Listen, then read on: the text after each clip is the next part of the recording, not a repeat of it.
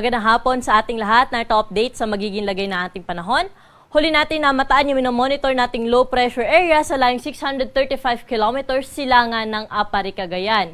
Hindi natin inaalis sa posibilidad na ito ay maging isang bagyo, pero sa ngayon ay mababa po ang tsansa na ito ay mag-develop into a tropical depression within the next 24 to 48 hours. At sa kasalukuyan, yung trough o yung extension ng kaulapan nitong nasabi nating LPA ay nagdudulot ng maulap na kalangitan at may kalat-kalat na may hina hanggang sa tamtaman. Kung minsan may mga heavy rains din po tayong inaasahan ngayong gabi sa may bahagi ng Aurora, Quezon, Bicol Region at sa bahagi ng Samar Provinces. Kaya doble ingat po sa ating mga kababayan dyan sa banta ng mga pagbaha at mga pagguho ng lupa.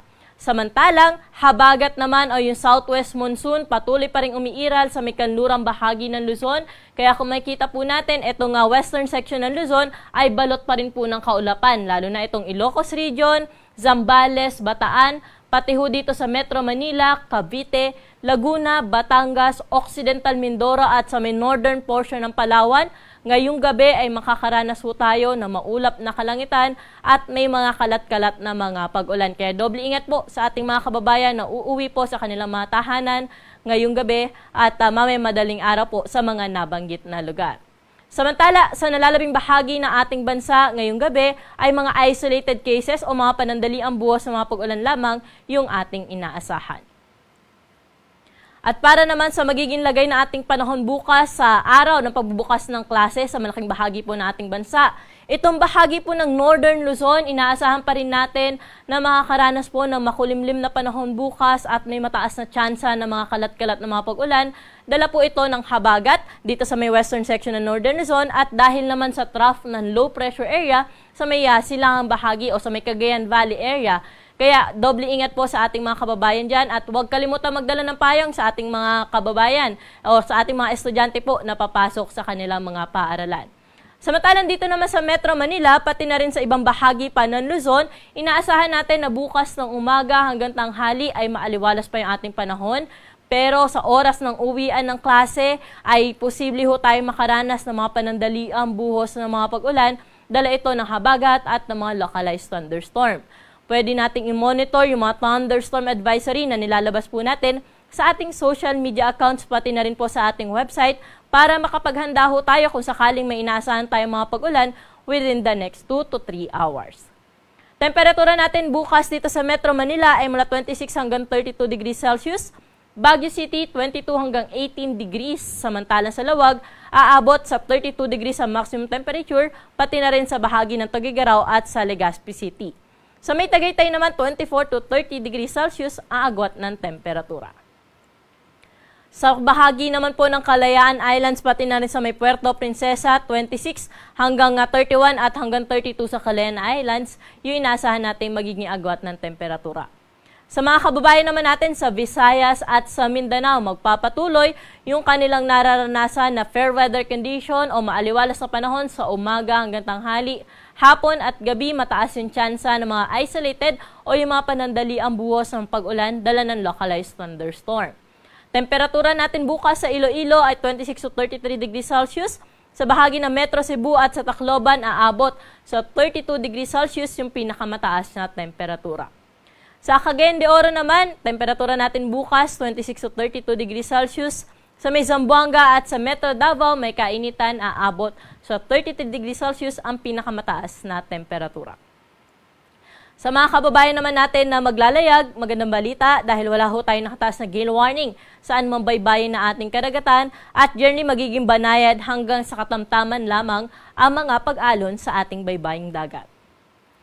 At para po sa ating 3-day weather outlook o simula Martes hanggang Huwebes dito sa Metro Manila, Baguio City at sa Legazpi City. So inaasahan ho natin bukas ang maaliwalas na panahon o Tuesday hanggang Thursday ay maaliwalas na panahon maliban sa mga isolated na mga pag-ulan sa hapon at sa gabi dito sa Kamaynilaan at sa Baguio City. At ang temperatura po sa Metro Manila hanggang Huwebes ay 26 o 25 hanggang 33 degrees Celsius. Sa Baguio City naman, 17 hanggang 18 degrees yung minimum temperature sa umaga at 22 hanggang 23 degrees naman ang temperatura sa dakong tanghali. Sa may Legazpi City, dahil pa rin sa trough ng LPA, Pagdating ng Martes ay cloudy pa rin po o makulimlim pa rin ang panahon dyan. May mga kalat-kalat pa rin na mga pag-ulan. Pero pagdating ng Wednesday hanggang Thursday ay improving weather condition na inaasahan natin sa bahagi ng Legazpi City. Temperatura ay 25 to 30 degrees Celsius by Tuesday, pero pagdating ng Thursday ay 25 hanggang 32 degrees Celsius. Dumako naman po tayo dito sa mga key cities natin sa Visayas. Sa Metro Cebu at sa Iloilo City hanggang Huwebes, magpapatuloy ang generally fair weather condition maliban sa mga isolated na mga pag-ulan hapon at sa gabi. Pero sa bahagi ng Tacloban hanggang Martes din ay maulap pa rin ang kalangitan at may mga pag-ulan. Pero after that, improving weather condition na po yung ating inaasahan. Sa Metro Cebu, agwat ng temperatura ay 25 to 33 degrees Celsius. Iloilo City, 26 hanggang 33 degrees at 25 hanggang 32 degrees naman sa bahagi ng Tacloban City. Dumako naman po tayo sa mga syudad dito sa bahagi ng Mindanao, partikular na sa Metro Davao, Cagayan de Oro at Zamboanga City. Sa Metro Davao hanggang Miyerkules, fair weather condition o maaliwalas na panahon yung inaasahan natin. Pero pagdating ng Huwebes, kung mapapansin po natin, ay maulap po ang kalangitan dyan at may kalat-kalat na mga pag-ulan. At ang temperatura natin sa Metro Davao sa Martes hanggang Miyerkules ay mula 25 hanggang 33 degrees Celsius. Pero inaasahan natin sa Huwebes na may mga pag-ulan, kaya bahagyang bababa po yung ating temperatura dyan sa hapon, aabot na lamang sa 31 degrees Celsius. Sa bahagi ng Cagayan de Oro at Zamboanga City, magpapatuloy ang bahagyang maulap hanggang sa maulap na kanilang nararanasan sa umaga hanggang tanghali. Hapon at gabi, magdala ng payong kung tayo lalabas dahil mataas ang tsansa ng mga thunderstorms. At ang temperatura po natin sa Cagayan de Oro ay 25 to 33 degrees Celsius. Sa may Zamboanga ay 25 hanggang 33 degrees Celsius din. At ang araw po natin dito sa Metro Manila ay lulubog sa gap na 6:27 ng gabi at muli itong sisikat bukas ng 5:39 ng umaga.